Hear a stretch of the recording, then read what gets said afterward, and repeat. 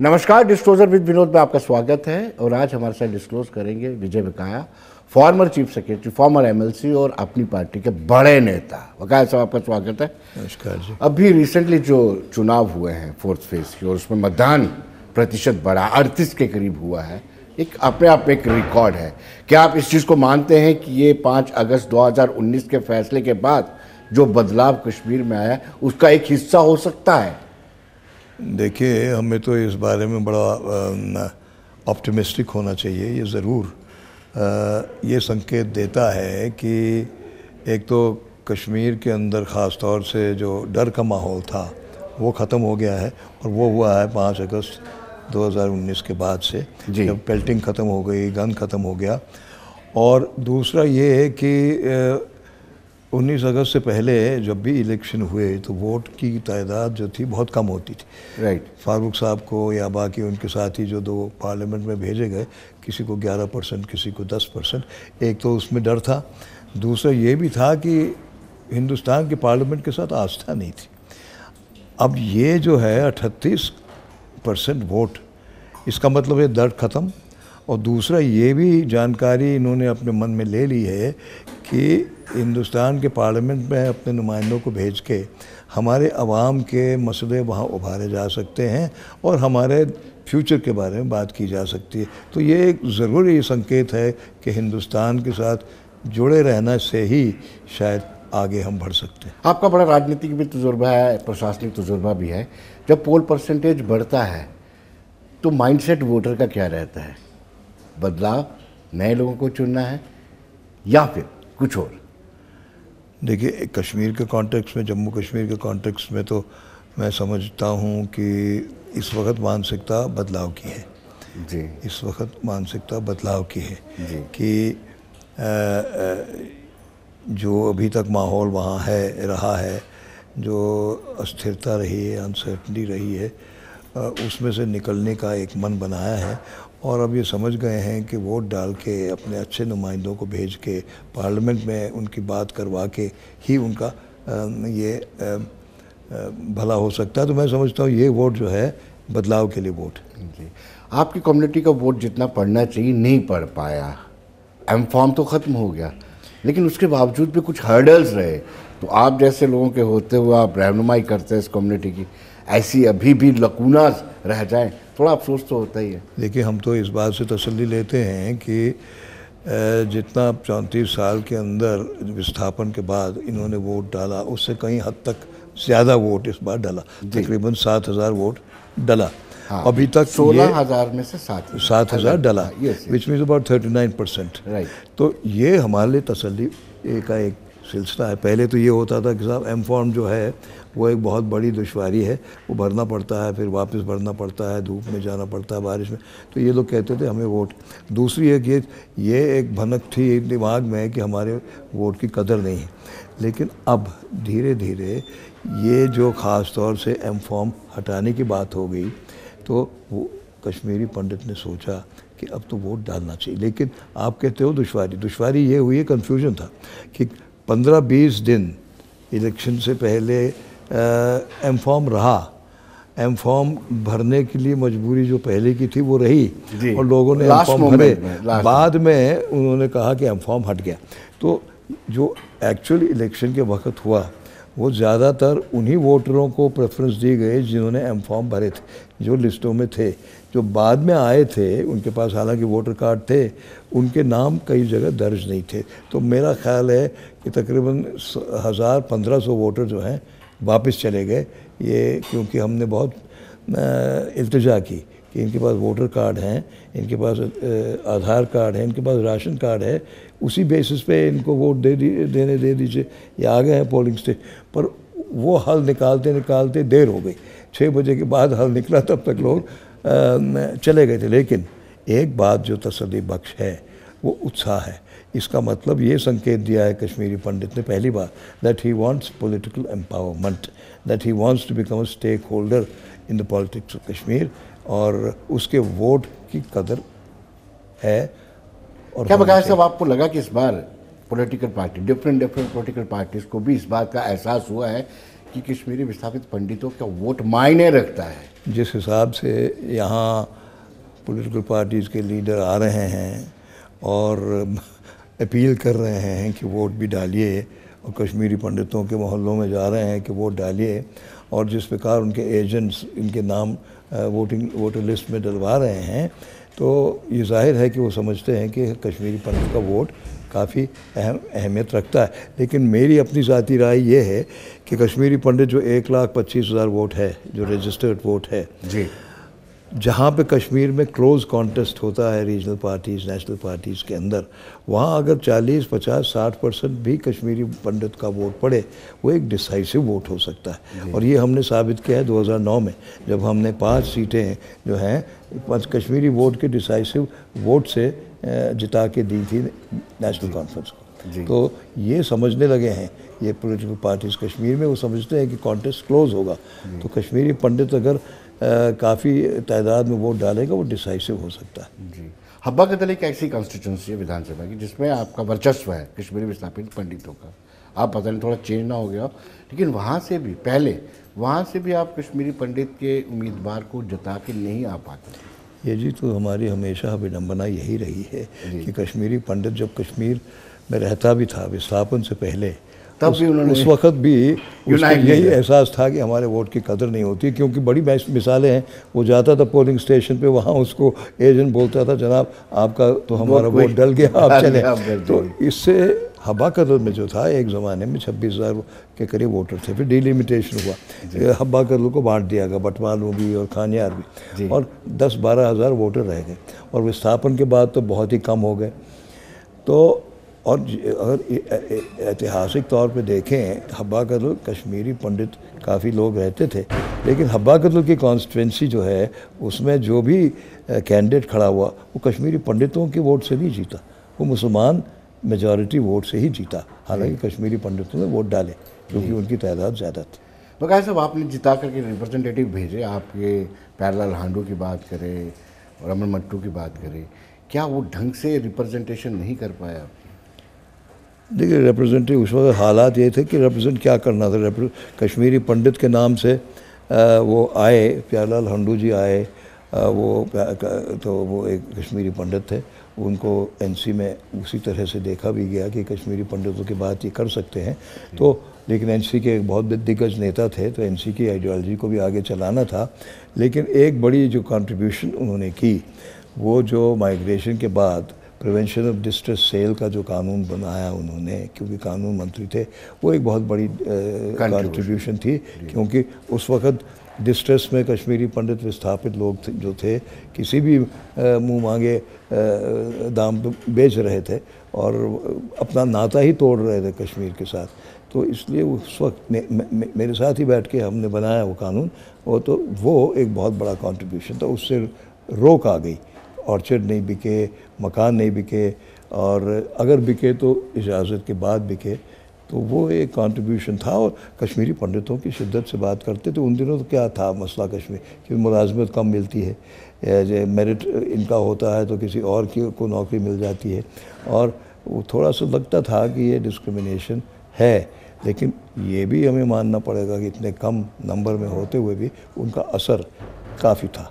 जी, बकाया साहब, क्या आज भी जो चुनावी परिक्रमा चल रही है उसमें 370 कश्मीर में बिकता है? जैसे ये लोग कह रहे हैं कि हम 370 को वापस लाने तक संघर्ष करते रहेंगे, 70 साल लग गए अगर 370 में संशोधन करने में, हम लगातार संघर्ष, क्या अभी बिकता है कश्मीर में? देखिए, नौजवानों में तो नहीं बिक रहा, जो पक्की बात है। जी हाँ, मैं मेरी अपनी ज़ाती अनुभव भी है, राय भी है, क्योंकि वो पढ़े लिखे हैं, वो समझ रहे हैं ना कि 370 जो हटा है एक प्रक्रिया के तहत हटा है।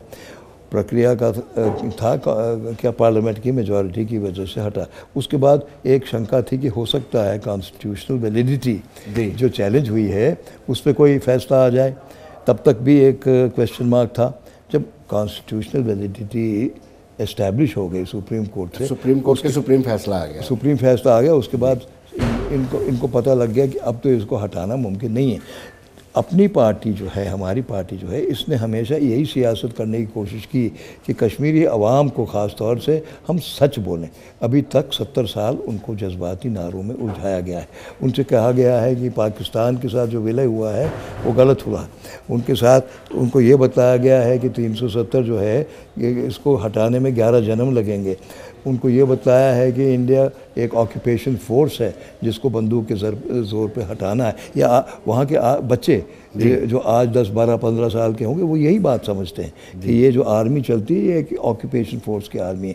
और आज भी हैरानी की बात यह है कि यही पॉलिटिकल पार्टीज़ 370 वापस लाने की बात कर रहे हैं और जनता में से कोई उठ के उनसे ये नहीं पूछता। सिर्फ अपनी पार्टी के अल्ताफ़ बुखारी साहब पूछ रहे हैं कि आप ये तो बताओ कि 370 लाओगे कैसे वापस कैसे लाओगे। तो मैं समझता हूँ कि अभी 5-6 साल के अंदर ये सारा माहौल बिल्कुल ठीक हो जाएगा। जो वोट डाला गया है वो तरक्की के लिए डाला गया है, हिंदुस्तान के साथ जुड़े रहने के लिए डाला गया है। और इसके बाद जो वोट डलेगा वो इस बात पे डलेगा कि जो हो गया है वो हो गया है, अब उसको दोबारा नहीं लौटाया जा सकता। लेकिन मुझे हैरानी है कि पॉलिटिकल पार्टीज, जो रीजनल पार्टीज, इतने दिग्गज नेता हैं, अभी भी जज्बाती नारों में उलझा रहे हैं लोगों को, ख़ासकर मासूम गांव के लोगों को। वो नहीं होना चाहिए। जो हम कह रहे हैं, हम तो सच कह रहे हैं। हमें गद्दार भी कहता है, हमें चैलेंजेस भी फेस करने पड़ते हैं। आपको एबीसी टीम भी कहा जाता है, उससे हमें क्या फ़र्क पड़ता है। वो नेशनल कॉन्फ्रेंस भी वहाँ पे बीजेपी के गवर्नमेंट में मिनिस्टर थे, उमर साहब ही मिनिस्टर थे, फारूक साहब कांग्रेस के गवर्नमेंट में मिनिस्टर थे। तो वो उस वक्त तो किसी ने नहीं कहा कि आप बी टीम है उनकी। अब ये देखिए, ये बी टीम क्यों कहते हैं? क्या बीजेपी अनटचेबल पार्टी है क्या?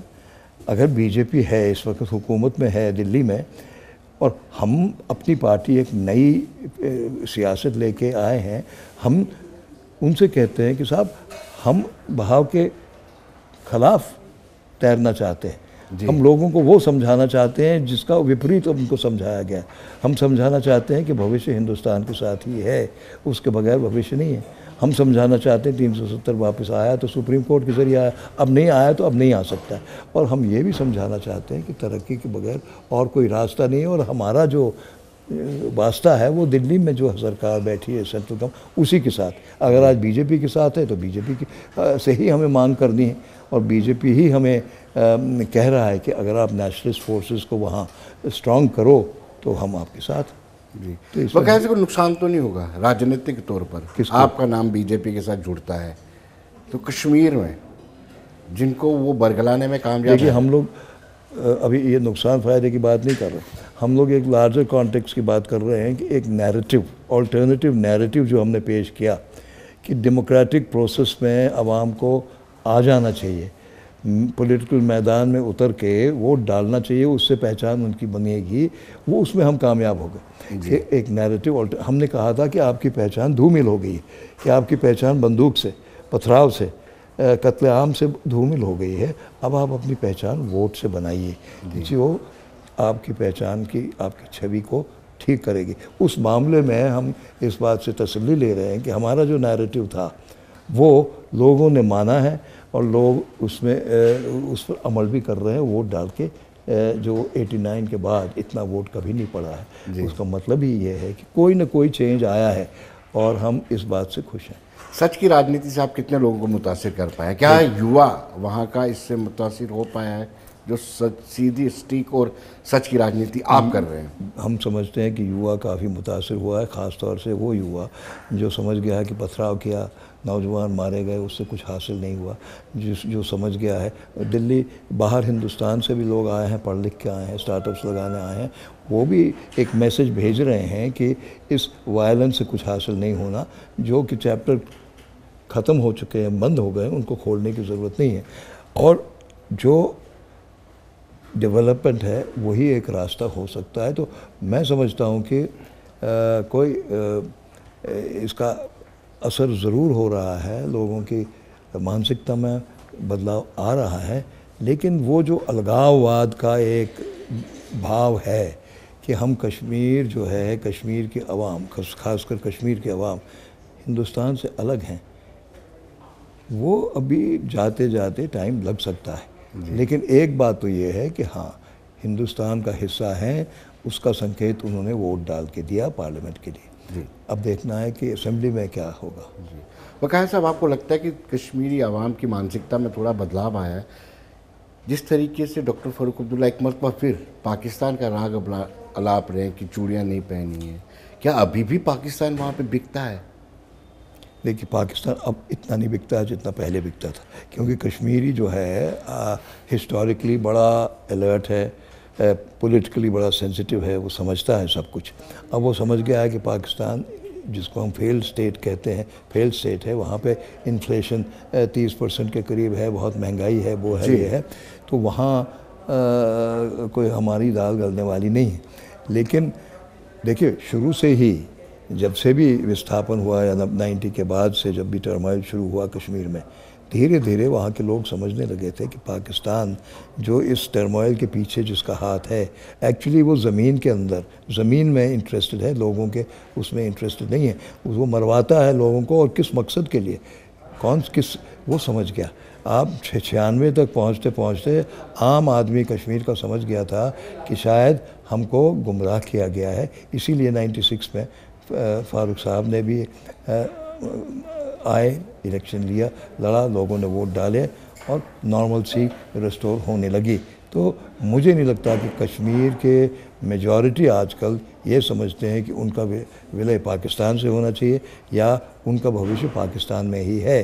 लेकिन दिमाग में एक वो है कि अगर हमारा एक स्पेशल स्टेटस था, वो स्पेशल स्टेटस रहना चाहिए था। अब अगर आप उनसे पूछें कौन सा स्पेशल स्टेटस था, आपका छिन गया। 370, आप बताइए कितने नौजवान आपका जानते थे कि दो झंडे हैं? कितने नौजवान आपके जानते थे कि हमारे कानून वही हैं जो हिंदुस्तान में, सिर्फ नाम अलग अलग हैं? ये तो कोई नहीं जानता था।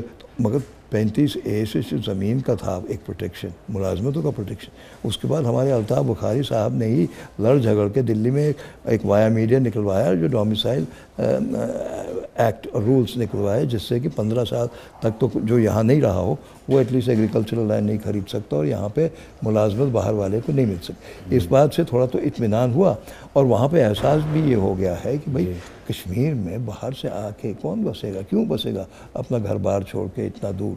तो ये जी ठीक है, लेकिन स्पेशल स्टेटस जो उनके दिमाग में छाया हुआ है, स्पेशल स्टेटस, उसकी वो तशरीह नहीं कर पाते हैं स्पेशल स्टेटस क्या है, लेकिन दिमाग में ये है स्पेशल स्टेटस, वो उनको मिलना चाहिए था। बकाया साहब, भारतीय जनता पार्टी ने तीनों सीटों पे अपने उम्मीदवार नहीं उतारे, ठीक है, और दूसरा आज़ाद को सपोर्ट करने के बजाय आपको सपोर्ट किया। ये क्या स्ट्रेटजी हो सकती है? देखिए, स्ट्रेटजी तो साफ है कि अपनी पार्टी ही एक अकेली पार्टी, रीजनल पार्टी इस वक्त है कश्मीर में, जो नेशनलिस्ट है, जो कि देश की बात कर रही है और ठोक के देश की बात कर रही है। हिम्मत करके अल्ताफ़ साहब कह रहे हैं घर घर तिरंगा होना चाहिए। वो हिम्मत से कह रहे हैं कि हम हिंदुस्तान का हिस्सा थे और रहेंगे, उसके बगैर कोई चारा नहीं है। तो इस तरह की पार्टी को सपोर्ट करना, ये कश्मीर के अंदर जो कि एक नेशनलिस्ट पार्टी रह चुकी है, वो तो एक लॉजिकल सी बात है। और खुद नहीं लड़ने के लिए, देखिए आप तो समझते हैं कि बीजेपी जब भी पहले लड़ती थी कश्मीर में, वोट बहुत कम आते थे। अभी हमने मानसिकता को बदलने के लिए बीजेपी ने कोशिश की है, मगर इंटीग्रेशन फ़िलहाल ये हो गया, सारे कानून लागू हो गए, सारा जो निज़ाम था गवर्नमेंट ऑफ इंडिया का, एक निशान एक प्रधान एक विधान का जो है, वो लागू हो गया। अब धीरे धीरे माइंड भी बदलता जाएगा। जब तक वो नहीं बदलेगा तब तक वो नेशनलिस्ट फोर्सेस को स्ट्रेंथन करने के लिए जो कश्मीरी हैं उनको सपोर्ट कर रहा है। I think there is political logic behind that. जी, क्या आपको लगता है आपकी 2 सीटों पे क्या पोजीशन रहेगी? कौन सी 2 सीटों पे? श्रीनगर और अनंतनाग वाली। देखिए, मुकाबला अपनी पार्टी देखिए, मुश्किल सवाल पूछ लिया। मुकाबला तो मजबूत है, मुकाबला तो टफ है, लेकिन कश्मीर में जो, श्रीनगर में जो हमारे मोहम्मद अशरफ मीर साहब हैं, बहुत मेहनती पॉलिटिकल लीडर हैं, और वो आप जानते हैं कि वो जायंट किलर भी कहते थे उनको एक ज़माने में, जबकि उन्होंने उमर अब्दुल्ला को असेंबली इलेक्शन में हरा दिया था सनवार में। तो उनका मुकाबला आगा रोहल्ला के साथ है। आगा रोहल्ला के भी एक वोट बैंक है, बड़गाम का है, और तो इनका भी अपना असर है। तो इसलिए हालांकि वोट कम पड़े हैं, अब देखना ये है कि किसको ज़्यादा पड़े हैं। हमें भी शिया वोट मिलने का इम्कान है, तो मैं समझता हूँ कि अभी कुछ नहीं कह सकते। ना अनंतनाग के बारे में, अनंतनाग में देखिए हमारे जो कैंडिडेट हैं वो पहाड़ी भी हैं, राजपूत भी हैं, एक अदीब भी हैं, एक असरदार पॉलिटिशियन भी हैं अपने शोपियन में। उनको अगर मैदान में खड़ा किया गया है और जो हमें संकेत आ रहे हैं पुंछ राजौरी से, वो ये संकेत हैं कि उनको काफ़ी सपोर्ट मिल सकता है। तो अभी हम विल क्रॉस आवर फिंगर्स। बकाया साहब, आपसे ज़्यादा मेहनत बीजेपी वाले लोग कर रहे हैं। मेरी बात होती है उनसे, जिसको भी फ़ोन करो, मैं पुंछ में हूँ, कोई किसी को फ़ोन करो, मैं अनंतनाग में हूँ, वहाँ क्या है इतना तालमेल आपका, इतनी कोऑर्डिनेशन क्या है? बीजेपी के लोग कमर कस के आपकी प्रचार कर रहे हैं। देखिए, फिर आपको पता ही है सियासत में अगर कहीं गलत कदम चल गया तो फिर इतनी क्रिटिसिज्म होती है। बीजेपी को कहा जाएगा कि आपने कहा 370 हटा दिया, इमोशनल इंटीग्रेशन हो गई, वो हो गई, और आपका कोई कैंडिडेट ही नहीं जीता, आपने खुद उठाया नहीं। उनके लिए प्रेस्टीज इशू है, हमारे लिए प्रेस्टीज इशू है। हमने आम जनता की सोच के ख़िलाफ़ मैदान में उतरे हैं अपनी पार्टी के हिंदुस्तान के साथ जोड़ना है, जुड़े हैं। ये बात हमको असरदार तरीके से आगे बढ़ानी और बढ़ाई भी है। अल्ताफ़ बुखारी साहब के जलसे जो हुए हैं उनमें आपने देखा हो कितने लोग आते, उन इलाकों में जहाँ पॉलिटिकल पार्टी कोई जाती नहीं थी। तो ये सब देख के बीजेपी ने यही फैसला लिया था कि अपनी पार्टी ही एक पार्टी है जिसका कैंडिडेट अगर उसको प्रॉपर सपोर्ट दिया जाए वो जीत सकता है। तो इसलिए हमको सपोर्ट दे रहे हैं वो, और हमको शुरू से उन्होंने कहा कि आप नेशनलिस्ट फोर्स हैं, अगर आप मजबूती से काम करेंगे और नेशनलिस्ट फोर्सेस को मजबूत करेंगे तो हमारा आपके साथ हमेशा तालमेल रहेगा। वकास साहब, आप बड़े करीबी हैं अल्ताफ़ बुखारी के, क्या वजह है एक बिजनेस टाइकून सियासत में आता है और इतनी शिद्दत से वो अपनी पार्टी को चलाता है, उसके पीछे वजह क्या है? देखिए, वो 3 बार मिनिस्टर रह चुके हैं पीडीपी में, मुफ्ती साहब के भी बड़े नज़दीक थे, उनके पॉलिटिकल एक्यूमेन हैं, उनके वालिद साहब भी बहुत ही क्या कहते हैं जम्मू कश्मीर के समाज में बहुत जाने माने बिजनेसमैन थे। तो मुफ्ती साहब के साथ रह के मुझे यकीन है कि, और 3 बार कामयाब मंत्री रह के मुझे यकीन है वो उनको सियासत में आने का और शौक़ हुआ होगा, और ख़ास तौर से उसके बाद जबकि वो पीडीपी में थे और अपने असूलों की बात करते करते उनका टकराव हो गया महबूबा, उन्होंने उनको निकाल दिया वहाँ से। उसके बाद तो उनको सियासत को आगे बढ़ाना ही बढ़ाना था, और वो एक ऐतिहासिक फ़ैसला उन्होंने लिया जब 8 मार्च 2020 को उन्होंने अपने कुछ साथियों को इकट्ठा किया और ये कहा कि हम एक अपनी पार्टी के नाम से एक पार्टी का गठन करेंगे और ये बात करेंगे कि अब हम झूठ नहीं बोलेंगे, ये क्या कहते हैं ऑटोनॉमी की बात नहीं करेंगे, क्या ये और कोई बात नहीं करेंगे, पाकिस्तान से बात करने की बात नहीं कहेंगे, मिल्टन से बात करें। हम यही कहेंगे कि तरक्की अगर होनी है हमारी, हमने काफ़ी नुकसान उठाया है 70 साल में गुमराह कुन पॉलिटिक्स से, अब हमें सच करनी है। और सच की पॉलिटिक्स ये है कि डेवलपमेंट के बगैर कुछ चारा नहीं, और डेवलपमेंट हमारी तभी हो सकती है जबकि हमारा जो तालमेल है जो दिल्ली की सरकार है उसके साथ होगा, और इस वक्त बीजेपी की सरकार है तो उनके साथ विलय करना। प्रकाश साहब, आपको लगता है कि अक्टूबर में विधानसभा के चुनाव हो पाएंगे या करवाएगी दिल्ली? देखिए, अमित शाह जी ने ऐलानिया कहा है कि सितंबर से पहले हम करवा देंगे क्योंकि सुप्रीम कोर्ट की हिदायत है, तो इसको डाउट करने की तो कोई गुंजाइश है ही नहीं, क्यों नहीं होगा। अब जो आपके एडमिनिस्ट्रेटिव एक्सपीरियंस का कुछ हम ज्ञान लेना चाहते हैं आपसे। इस तरह की जब स्थिति बनी हो, 2018 के बाद पॉपुलर गवर्नमेंट ना हो, राज्यपाल शासन हो, आवाम और सरकार के बीच में दायरा खाई बहुत ज़्यादा बढ़ गई हो, ऐसे में जो हेल्म ऑफ द अफेयर पर बैठे लोगों को क्या करना चाहिए? कैसे सरकार और आवाम के बीच में बेहतर रिश्ते बनाए जा सकते हैं? देखिए, मैं 90 से 96 के टर्मोइल की पराकाष्ठा जब थी उस वक़्त भी मैं एडमिनिस्ट्रेशन में बड़ा उस वक़्त भी गवर्नर रूल था, लेकिन आवाम सारे के हाथ में बंदूक तो था नहीं, आवाम के रोज़मर्रा के मसाइल थे, उनको दूर करना हमारा ही फ़र्ज़ बनता था। इसलिए हमारे वक्त तरफ से जो सीनियर अफसर थे, डिप्टी कमिश्नर्स को लगाया गया, जिनमें दिमाग में ये था कि हमें लोगों से मिलना है, लोगों को राहत देनी है, और जो बंदूक वाले हैं उनके साथ तो लॉ एंड ऑर्डर वाले निपट रहे हैं, हमें इनके साथ निपटना है, सिविलियन ऑपरेशन से इनकी मानसिकता को राहत पहुंचानी है। वो हमने किया। आज जो है 2019 से पहले से जो गवर्नर रूल है, एक बड़ी बात खलती है, वो ये कि अफसर तो लग गए सब जगह जी। आपने अफसरी निज़ाम भी बदल दिया। आपने एक कैडर था JNK का कैडर, जिसमें IAS अफसर वो शुरू से यहाँ पले बड़े, सबको जानते थे, मानसिकता जानते थे, मिजाज जानते थे, उनको भी आपने यूनियन टेरिटरी के दौर पे इधर से उधर बिखा दिया जी। तो हुआ ये कि जो अफसर यहाँ आज आए हैं, काबिल अफसर हैं, IAS के हैं, जी जी जी, वो जानते नहीं हैं आम आदमी को, और यहाँ के मिजाज को वो शायद बाहर जो लोगों का मिजाज है या जो निज़ाम है उसके साथ कंपेयर कर। आपको याद होगा जम्मू में इतना नहीं, कश्मीर में लंबी कतार लगी रहती है सेक्रेटेरिएट के बाहर, लोग मिलना चाहते हैं सेक्रेटेरिएट में, और मिजाज ये है कि आज तो सन्नाटा बस रहा है, सन्नाटा, कोई आके नहीं राजी है वहाँ, किसके पास जाएं? वही सन्नाटा है कि उसको, जिसको एलियनेशन कहते हैं, कि हमें पूछता नहीं है वो आते किस लिए थे, कि आपका अफसर है, आपका हाथ मिला लिया, आपकी शक्ल देख ली, आपका मंत्री है, आपका हाथ मिला लिया कुछ लिखवा के लिए, एक उसको लगता था कि सरकार मेरी अपनी है। आज वो एहसास बिल्कुल ख़त्म हो गया है, और वो इसलिए है कि हमारे अफसर लोग रीच आउट नहीं करते। उनका वो पुरानी किताबी ब्यूरोक्रेसी की बात करते हैं कि वी आर फेसलेस पीपल, कि हमें तो पर्दे के बाहर आना नहीं है, पर्दे के बाहर तो सियासतदान को आना है। अब जब सियासतदान ही नहीं है तो उसको सियासतदान आके पर्दे के बाहर आना पड़ेगा ना, क्योंकि आज का जो बेचारा आदमी है, एक आम आदमी है, उसको पता रहना चाहिए कि उसके मुस्तकबिल का फ़ैसला कौन लेता है। अब पर्दे के पीछे बैठ के उसका क्या कहते, प्रमोशन रोक देते हैं, उसको ट्रांसफ़र कर देते हैं, उसको सस्पेंड कर देते हैं, उसको पता ही नहीं कौन करता।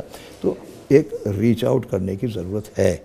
लेकिन मैं ज़ाती तौर, हो सकता है मुझे बाद में सुनना भी पड़े, ये समझता हूँ कि ब्यूरोक्रेसी और गवर्नमेंट को ठीक चलने के लिए एक पॉलिटिकल निज़ाम की ज़रूरत बहुत होती है, पॉलिटिकल अम्ब्रेला होता है, क्योंकि फिर लोगों और गवर्नमेंट के बीच में राब्ता बेटर रहता है।